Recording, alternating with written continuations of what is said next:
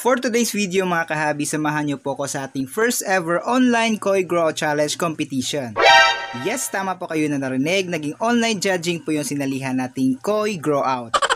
Dapat po sana merong online judging at actual judging ng mga Koi entry. Kukuha ng 2 champion online, 2 champion sa actual at overall champion. Para makasali yung mga nasa malayo kaya merong online judging. At yung kaya naman pumunta sa event ay actual judging naman. Pero para sa atin mas maganda kung actual judging dahil nakikita talaga ng mga judge yung mga Koi entry. Iba kasi pag picture o video lalo na pag di naman kagandahan yung camera mo.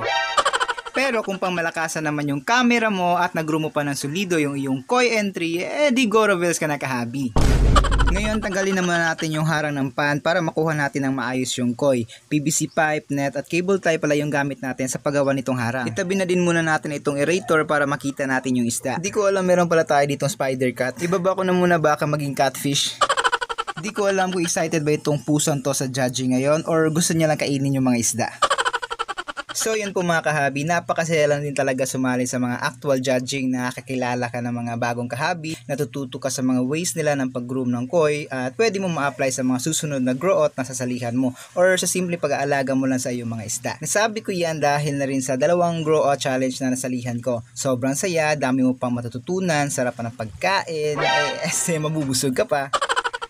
Busog talaga yung utak mo sa information at pati tiyan mo busog din. Kaya big shoutout sa Chinese Koi Jewels Koi Farm at KKK Magsikan Koi Farm. When kaya ulit, sumasali tayo sa mga grow challenge ng mga Koi Farm to support at syempre para na rin matuto at makakilala ng ibang mga kahabi. Favorite part ko yung Koi Talk after ng judging. Nag-share ng mga experience at technique yung mga expert or yung mga judge o yung mga organizer ng event. Kaya nakikinig talaga ako doon. Ay pangalawa lang pala yun, mas favorite ko pala yung lunchtime. Ngayon punta tayo dito sa ating preparation. Kailangan natin ng blue tab or itong tinatawag nila na viewing tab. Wala po kasi tayong viewing tab, di po kasi tayo nag-aahon palagi ng Koi. Pag nag-aahon naman tayo, yung block na palanggana lang yung gamit natin. Mura lang kasi yun, nasa mga 200 pesos lang ata yun. Ngayon nga, di nakasya yung 2 kuha ko natin doon. Plano ko naman talaga bumili ng viewing tab, magamit kasi natin yun pag nag-salt ba tayo ng Koi or pag may ililipat tayo na isda. Pero wala pa talaga tayong budget, alam niyo naman tayo dito kung anong meron at pwede pa magamit. Yun muna ginagamit natin. Mahal din po kasi yung mga viewing tab, nasa mga 3,500 to 5,500 yung mga good size na viewing tab. Kaya kung meron kayong di na ginagamit dyan, beka naman. Di ko po kasi nasahang maging online yung judging nitong mga Koi, kaya wala din tayo na prepare na viewing tab. Di rin po kasi tayo sasali pag online. Kaya yung ginawa natin, bumili na lang muna tayo ng kulay blue na palanggana, mabuti na lang may available na ganitong kulay. Kaso nga lang walang malalim na katulad ng mga viewing tab. Pero try ko na lang muna to, pag di gumana, di wala. Pero bakit nga ba naging online judging itong Grow Out Challenge na sinalihan natin? Sa sinabi ko nga kanina, merong online para doon sa mga malalayong lugar at actual naman para doon sa malalapit lang sa farm o lugar ng event. Pero sa di inaasahang pangyayari, malapit na sana yung araw na event, sunod-sunod naman yung mga LPA at bagyo na pumasok sa Pilipinas. Kaya dahil dito nakakaranas tayo ng pag-ulan, pag-uho ng lupa at matinding hangin na nagbibigay peligro sa mga nagmamaneho sa daan. Teka lang, parang naging weather reporter na tayo nito . Kidding aside mga kahabi, delikado po talaga yung pag-travel natin papunta dun sa lugar. Kahit di tawid dagat yung lugar natin, kailangan pa rin nating magmotor ng nasa mga 2 oras o mahigit. Yung iba mas malayo pa. Kaya yun yung dahilan kung bakit walang actual judging nitong Grow Out Challenge ng Guapo Koi Koi Farm na sinalihan natin for safety purposes ng mga kahabi natin.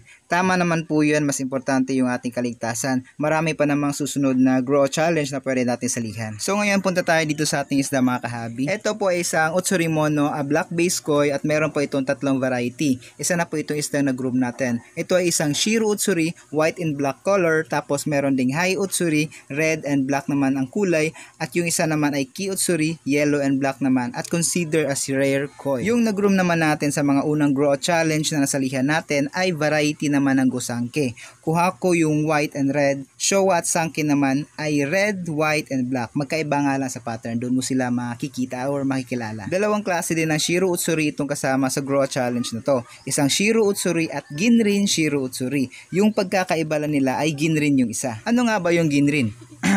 Ginrin indicates a group of Koi varieties that have diamond scales on their entire bodies. These scales are different from metallic and platinum Koi due to their scales being reflective and shining in the light in a miraculous way.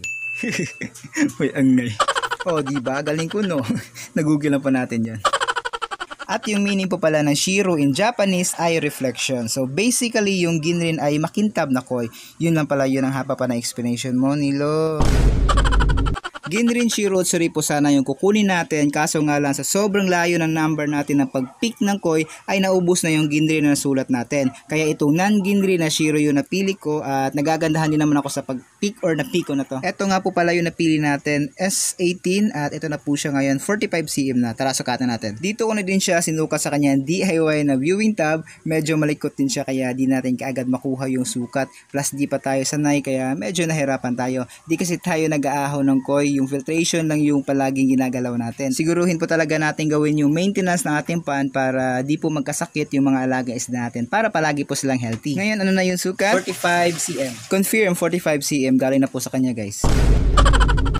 So yan, natatapos na po natin yung mga kailangan natin gawin sa pag-send ng ating entry. Nasend na natin yung video at picture na kailangan para doon sa judging. Ngayon, hihintayin na lang natin kung ano yung maging resulta ng pag-aalaga o pag-groom o pag-groom natin ng ating koi entry. Masaya yung experience natin sa Grow Challenge na to. Marami tayo natutunan sa variety ng koi na inalagaan natin. Kung ano man yung maging resulta ay masaya na po tayo doon. Dahil yun napanatili nating buhay, masigla, walang sakit at napaganda pa natin yung koi ay sadyang panalo na po tayo. Bonus na lang talaga pag nasungkit natin yung trophy or title or yung pagiging champion. Pero mas maganda talaga manalo para may pambili ng koi food. Ang tatakaw kasi. So yun, kung umabot ka hanggang sa punto ng video na to kahabi, maraming salamat po sa panunood at paki-like and share naman po itong video na to and paki-subscribe din po yung channel natin. Napakalaking tulong na po yan sa atin mga kahabi. At pa-comment mo na din dyan sa baba kung taga-sang lugar ka or sang lugar ka nanonood sa video po natin na to para malaman ko kung hanggang saan umabot ang video na to. So yun, before natin sabihin yung resulta ng judging, punta po muna tayo dito. Ito po pala yung galing sa second Grow Challenge na sinalihan po natin sa KKK Himagsikan Koi Farm, yung first ever Grow Out Challenge po nila. Ito po yung entry na nakuha natin sa Kuhaku. At meron din po kasing Showa pero yung pinili natin is Kuhaku lang. Maliit lang po kasi yung grooming tank natin kaya isa lang po yung kinuha natin na entry. At naswertihan po tayo. Ito po yung naging Reserve Grand Champion. Ang liit pala nito guys na nakuha natin nasa mga 7 to 8 inches po ata to. Female din po itong Kuhaku natin na to at di ko alam kung ano yung exact na size po niya dahil lumampas na po siya dun sa 50 cm na tab po natin kaya di pa natin masukat. Ito naman po isang Kuhaku natin mga kahabi. Ito po ay galing sa first ever na sinalihan po natin na Grow Out Challenge at ito po ay galing sa farm ng Chinisei Koi Jewels. Dalawang entry po yung kinuha natin dito. Isang Kuhaku ito at isang Showa naman. Pero yung Showa po natin namatay na po siya mga kahabi pero mas malaki pa po yun kaysa dito po sa Kuhaku natin. Female po kasi yun at yung kinamatay niya is dropsy dahil yung isa po sa cause na tinitignan po natin is yung may katabi po kasing kulungan ng kalapati yung pan natin noon, yung unang setup po natin kaya baka yun po yung dahilan kaya nagkaroon ng dropsy po yung alaga po natin na yun. Pero ngayon safe na po talaga yung mga alagang isda natin kasi yung area or yung palibot ng pond ay nilagyan na po natin ng net para di na po makapasok yung mga kalapate or mga ibon at baka dumumi pa sa pond natin at yun po yung maging dahilan baka makakuha ng mga sakit at yun, safe na po siya. At ngayon punta na po tayo sa result. Ano nga ba yung naging resulta sa Grow Out Challenge na sinalihan po natin ngayon? Itong Shiro Otsuri po natin. September 21, 2024 nung Saturday po yung judging nito mga koi entries. At yung way po ng pag-announce ng mga winners ay doon po sa aming group chat. At yun, nalaman po natin na di po nakasama itong koi entry po natin sa mga nanalo. Meron po kasing top 4, dalawa pong Ginrin, tapos dalawa pong Shiro at isang Grand Champion. So di po nakasama sa mga nanalo po itong koi entry po natin. At kung ano po yung dahilan ay di ko po talaga alam dahil wala po tayong mapagtanungan. Result na lang po kasi yung nandun at wala po tayong mga judge or yung mga organizer na pwedeng matanong kung ano yung kulang sa entry natin, bakit di siya nanalo para magamit po natin yun sa mga susunod na Grow Challenge na sasalihan po natin. As a newbie sa pagsali sa mga Grow Challenge, napaka-importante po talaga na malaman po natin yung mga comment about sa koi entries po natin. Nag-try naman po tayo mag-contact sa organizer ng event, nag-message po tayo pero hanggang ngayon wala po tayong nakuhang sagot. Nag-message po tayo nung after ng event nung 21, ngayon 25 na at kaya nga medyo natagalan po itong upload natin kasi hinantay pa po natin yung sagot. Pero yun, sobrang busy po ata kaya ngayon upload na lang po natin to. So ayun, ito po yung naging result ng Grow Challenge na sinalihan po natin mga kahabi.